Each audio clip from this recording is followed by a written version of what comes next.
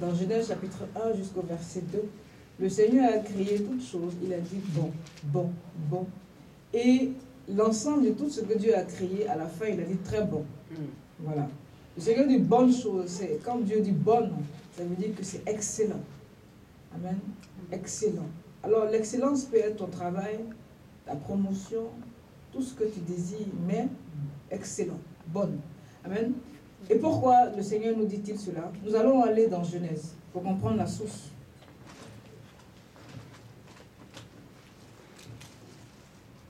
Dans Genèse chapitre 1, le Seigneur rencontre Abraham. Et le Seigneur lui dit une chose. Et tout détermine cette chose. Genèse chapitre 12, verset 1 à 3. La parole de Dieu dit, l'Éternel dit à Abraham, va-t'en de ton pays, de ta patrie et de la maison de ton père, dans le pays que je te montrerai.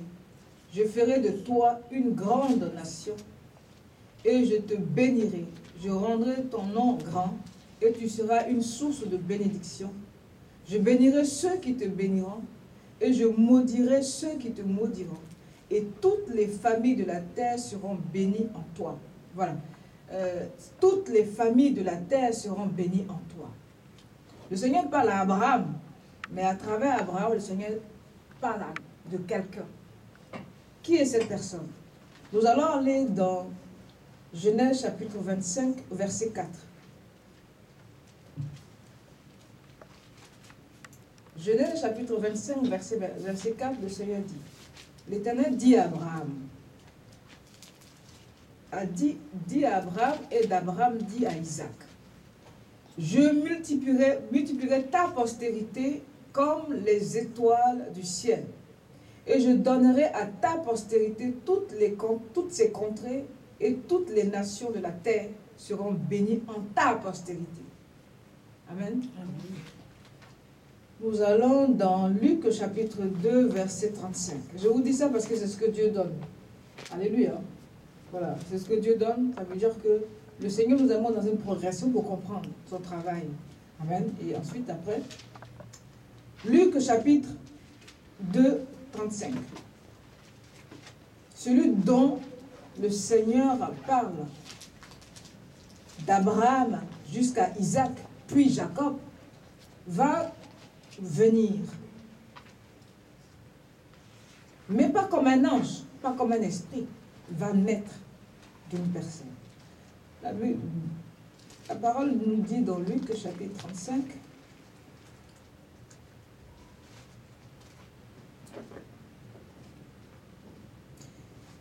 et à toi-même, une épée te transpercera l'âme afin que les pensées de beaucoup de cœurs soient dévoilées. On parle de qui? On parle de la mère du Seigneur. La Sainte Vierge. Cette femme va souffrir parce que l'enfant qu'elle va mettre au monde va porter les fardeaux du monde. Dans Jean chapitre 1, verset 29. Quand je parle en même temps, le Seigneur révèle les versets. Jean 1, 29. Il faut à chaque fois que vous notez, parce que toute la semaine, ça va vous accompagner. Dieu est en train de vous parler de quelque chose. Vous parlez d'une finalité, en fonction de vos pensées. Amen. Amen. Voilà. Et après, on revient sur le passage d'exhortation qui est Matthieu chapitre 7. Jean 1, 29. Voici l'agneau de Dieu qui ôte le péché du monde. Voici, c'est Jean-Baptiste qui dit à ses disciples, pendant que le Seigneur passait, voici l'agneau de Dieu qui ôte le péché du monde. Et ça, c'est de ça que parlait le Seigneur. Et toutes les nations de la terre seront bénies en ta postérité. Et pas en tes postérités, mais en ta postérité, en une seule personne. C'est en la personne du Seigneur Jésus-Christ. Le Seigneur est né. En 3 ans, le Seigneur a accompli toute la volonté de Dieu. Le Seigneur savait qui il était, et où il allait, et pourquoi. Jean chapitre 3, verset Jean chapitre 3. Notez à chaque fois, parce que Dieu va vous parler dans tout ce qu'il donne. Il y a une communication, on est presque une semaine de la fin de la semaine. Et le Seigneur veut vous dire quelque chose, car il y a quelque chose qui vient. Mais il y a un combat. Donc Dieu est en train de vous dire que tenez bon. Jean chapitre 3, verset. Et comme Moïse, à partir du verset 14, et comme Moïse éleva le serpent dans le désert. Excuse-moi, prophétesse. Jean 3, verset. Jean 3, verset 14. Voilà, verset 14 à 21. Amen. Et comme Moïse éleva le serpent dans le désert, il faut que de même que le Fils de l'homme soit élevé, afin que quiconque croit en lui ait la vie éternelle. Alléluia. Car Dieu a tant aimé le monde qu'il a donné son Fils unique, afin que quiconque croit en lui ne périsse point, mais qu'il ait la vie éternelle. Dieu, en effet, n'a pas envoyé son Fils dans le monde pour qu'il juge le monde, mais pour que le monde soit sauvé par lui. Celui qui croit en lui n'est point jugé, mais celui qui ne croit pas est déjà jugé, parce qu'il n'a pas cru au nom du Fils unique de Dieu. Et ce jugement, c'est que la lumière était venue dans le monde, et les hommes ont préféré les ténèbres à la lumière, parce que leurs œuvres étaient mauvaises. Car quiconque fait le mal est la lumière, et ne vient point à la lumière, de peur que ses œuvres ne soient dévoilées. Mais celui qui agit selon la vérité vient à la lumière, afin que ses œuvres soient manifestées, parce qu'elles sont faites en Dieu. Amen. Et lorsque tu lis ça, et que toi-même tu sais qui tu es, alors en ce moment-là, agis la parole de Dieu. Dans Matthieu chapitre 7, Dieu te dit, si tu as confiance en moi, alors demande.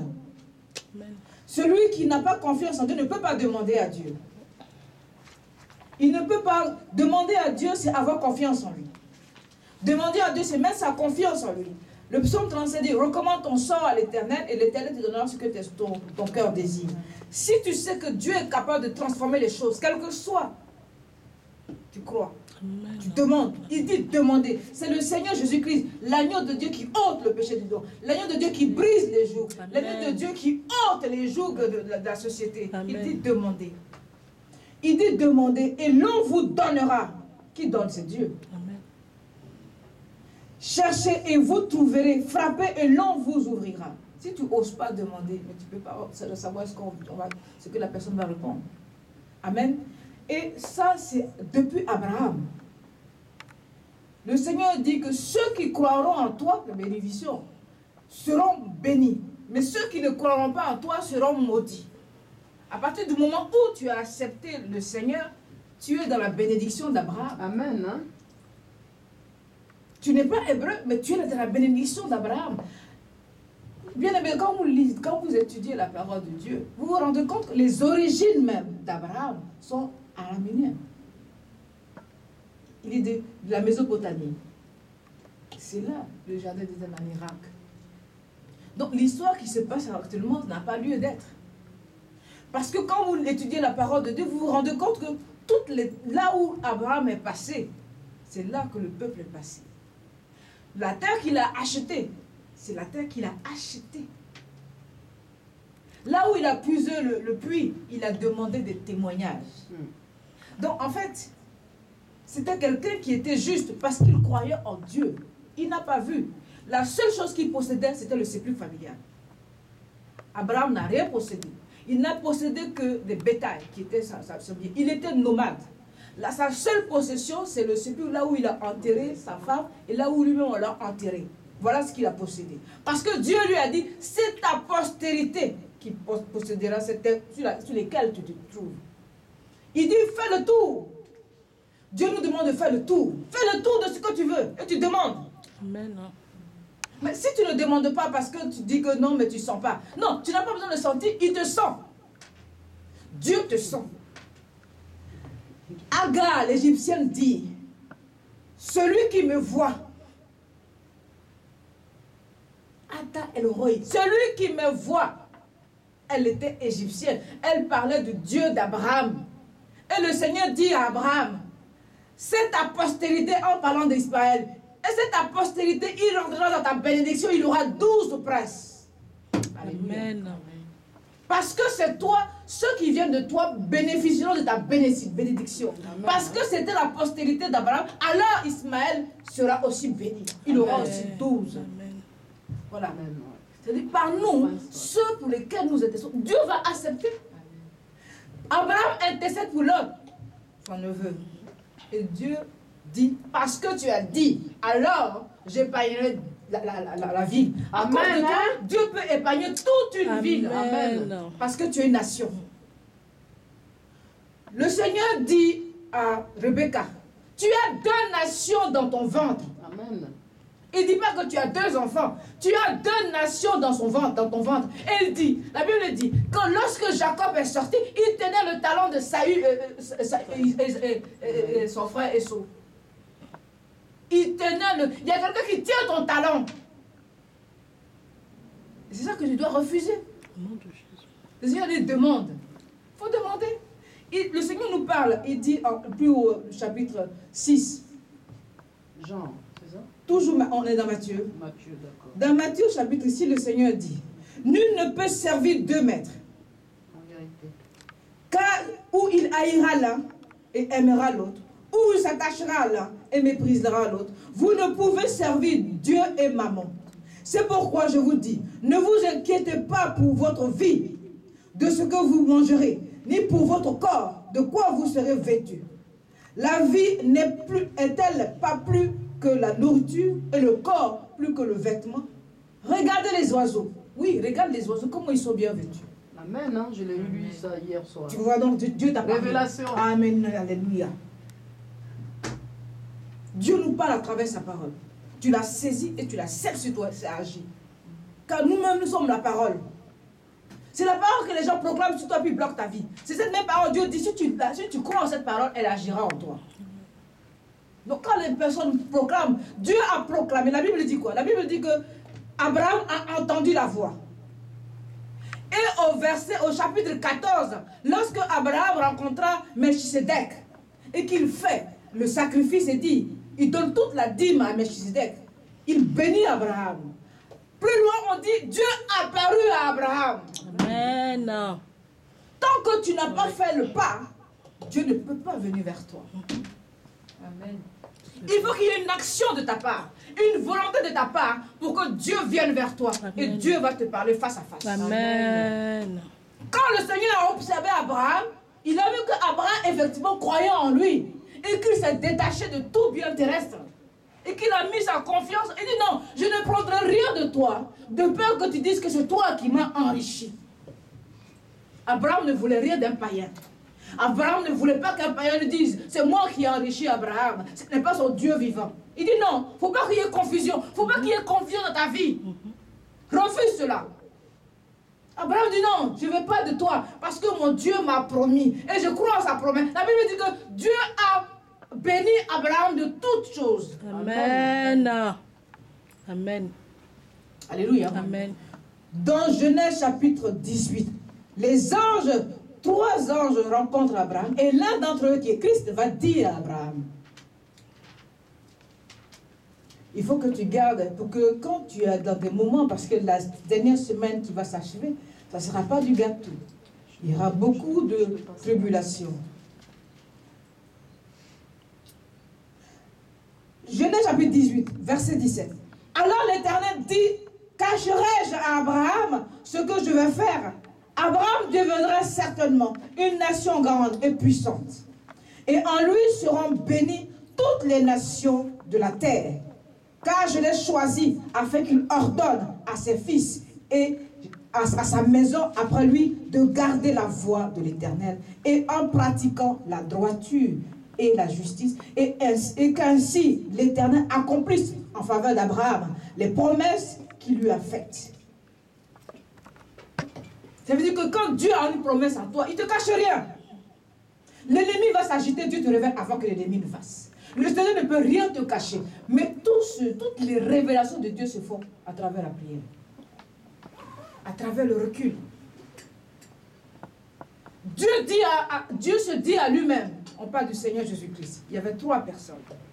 Dont une personne était Jésus-Christ en personne humaine, qui n'est même pas rentré à Sodome et Gomorrhe. Le Seigneur ne peut pas rentrer chez toi quand il y a quelque chose qui ne lui plaît pas. Il est saint. Dieu est saint. On ne peut pas...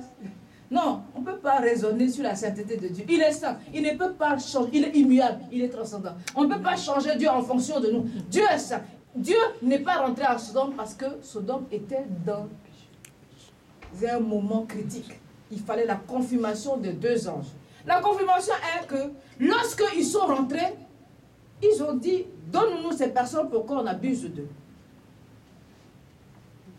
Dieu a besoin de notre confirmation. Est-ce qu'on l'accepte? Est-ce qu'on continue dans la voie de la rébellion? Et Dieu a vu que Sodome avait cherché, avait accepté la voie de la rébellion. Alors ils ont frappé Sodome par le feu. Mais la maison de l'autre a été sauvée, pas à cause de l'autre, parce qu'il a fait un choix. Son choix était qu'il a vu un territoire abondant. Amen.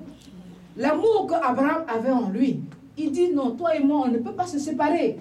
Tu ne peux pas te séparer avec ta famille. Tu dois chercher la cohésion sociale et familiale. Amen. Abraham cherchait de garder ce lien familial. C'était un homme de famille. C'était un patriarche. Il était sage. Il ne voulait pas avoir de séparation entre lui et son neveu, qui est le fils d'Aaron.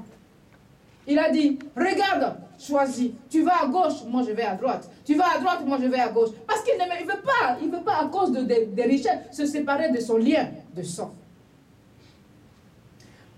60 ans après qu'il ait quitté Ur en Chaldée, il demande à Eliezer, son serviteur, d'aller à Charan chercher une femme pour son fils Isaac. 60 ans après, il était encore en contact avec sa patrie en Ur en Chaldée. 60 ans après de séparation. Il n'est pas allé ailleurs pour dire, non, je suis dans cette nation Canaan, je vais prendre une femme pour mon fils. Non, il dit non, va dans la maison de mon père. Aujourd'hui, pourquoi il y a des renseignements? C'est parce qu'on fait des choses, on regarde des choses que tout le monde voit, mais on ne prend pas soin de nos origines, de nos éducations, de notre façon où on veut que notre fils fasse ou nos filles fassent. On se laisse emporter par le système moderne et ça détruit le lien social. Abraham dit non, Eliezer, viens faire un serment avec moi, mets ta main entre ma cuisse, qui était le vœu des orientaux à l'époque. Promets-moi que si je ne suis pas là, mon fils, tu ne vas pas le ramener là-bas. Mais si la femme refuse, alors tu es dégagé de ce serment. Parce que même Isaac ne devait pas retourner à Charan. Puisque Dieu a dit, quitte la maison de ton père. Dieu a dit que toi, quitte tel pays. Ou Dieu a dit, toi, fais ceci. Dieu sait pourquoi. C'est une question d'engagement. C'est un engagement qu'il faut. Dans ton travail, c'est un engagement. Tu dois te dire, mais pourquoi Dieu dit de rester là? Pourquoi Dieu insiste? Parce que ce n'est pas un homme, c'est Dieu. La question que Dieu demande, pose-lui la question. Il est demandé, je te dirai. Dieu fonctionne en fonction de nous-mêmes, il nous observe. Dieu observait Abraham, voulait voir qu'est-ce qu'il allait dire. Est-ce qu'il allait accepter ce que le roi de Sodome lui proposait? Non. Il a observé. Il a vu qu'Abraham allait jusqu'au bout de la logique. Non, je ne veux rien de toi. Seulement, donne à ceux qui m'ont accompagné. Et ceux qui l'ont accompagné, ce sont des gens du territoire, qui ont l'habitude des présents de ce genre. Mais ceux qui sont dans sa maison ne mangent pas de ça. C'est-à-dire que dans ta maison, ceux qui sont dans ta maison doivent aussi marcher comme toi tu marches. Amen. Parce que tu portes leur péché. Si dans ta maison, ceux dans ta maison sont dans le péché, c'est toi aussi qui es dans le péché. Puisque tu as cautionné. Alléluia. Dieu te demande. Avant de demander à Dieu pour que la prière soit efficace, tu fais le tri. Tu demandes, Seigneur, pardon, peut-être que je ne sais pas ce qui se passe. Rien n'arrive dans la famille au hasard. Il y a toujours un signe, il y a toujours une raison. Dieu promet à Abraham, il dit, 430 années après, tes descendances, là il dit tes descendances, parce qu'il parle des personnes, seront délivrées 430 années après. Il pouvait se décourager. Mais la Bible dit qu'Abraham en crut en l'Éternel. Et Dieu lui a montré comment ça allait se passer. Dieu nous montre tout ce qui va se passer. Il nous montre. Dieu, il dit, je ne peux pas cacher à Abraham ce qui va se passer. Dieu ne te cache rien. Ce qui t'arrive, Dieu t'a déjà montré, mais tu n'as pas fait attention. Dieu nous a créés. Il a fait l'homme à son image, à sa ressemblance. C'est-à-dire, en nous, il a mis la réflexion, la morale, il a mis le bien et le mal. Il a tout mis de lui en nous. Qui fait qu'on sait ce qui est bien, on sait ce qui est mal. Moi, on veut faire tout ce qui est mal. Parce que, intrinsèquement, depuis le commencement, on a été empoisonné. Et ça nous suit. Mais la Bible dit, voici l'agneau de Dieu qui vient ôter le péché du monde. Donc, on n'est plus condamné. Amen. La Bible dit dans Romains chapitre 8, qui va accuser les élus de Dieu? Qui?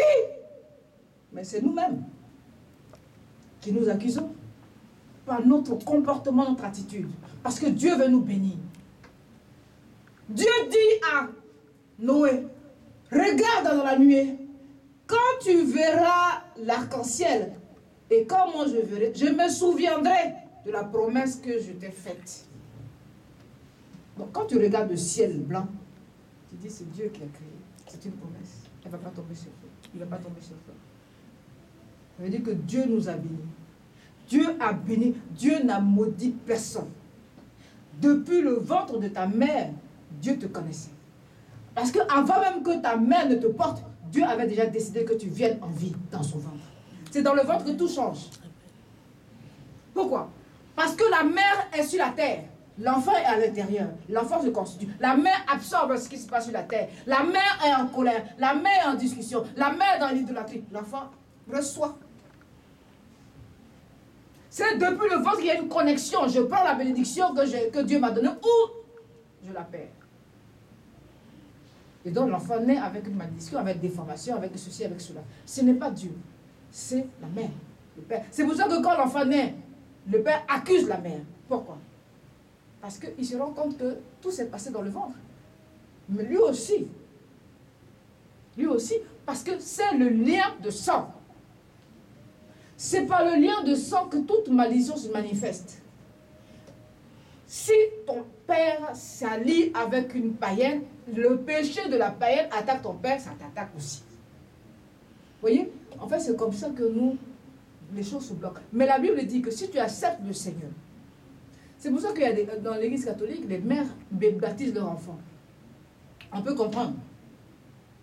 On peut comprendre. Mais c'est elles-mêmes qui ont peur. Donc, elles veulent confier leur enfant au Seigneur au cas où. Mais ça ne se fait pas comme ça. Au contraire, ça endurcit l'enfant. Parce que qu'est-ce qu'il va dire? J'ai été baptisé enfant. Donc, je suis chrétien. Maintenant, il n'est pas chrétien. La chrétienté, c'est un engagement. Je m'engage en Jésus-Christ. Par contre, quand je suis baptisé enfant, je suis enraciné dans la religion chrétienne. Mais je ne suis pas encore chrétien. Être chrétien, c'est un engagement personnel. Ça veut dire qu'est-ce que je fais? C'est pour ça qu'eux ils disent la confirmation. Voilà. À l'église, on confirme. Oui, on confirme le baptême enfant que tu as eu. Parce que maintenant, tu es devenu adulte. D'accord. Et comme spirituellement, à 12 ans, on est adulte. Donc, à 12 ans, les enfants sont baptisés. Donc, il faut... C'est pour ça qu'on met en place l'étude biblique, le catéchuménat. C'est-à-dire que l'église réfléchit, comprenne. Il ne peut pas dire à une mère qui veut baptiser son enfant. Ils comprennent que, voilà, déjà, c'est déjà bien l'acte de confier son bébé à son enfant. C'est comme dans le temple. On dit à 8 jours, tu viens donner ton enfant à l'Éternel. C'est de la même manière qu'on fonctionne à l'Église catholique.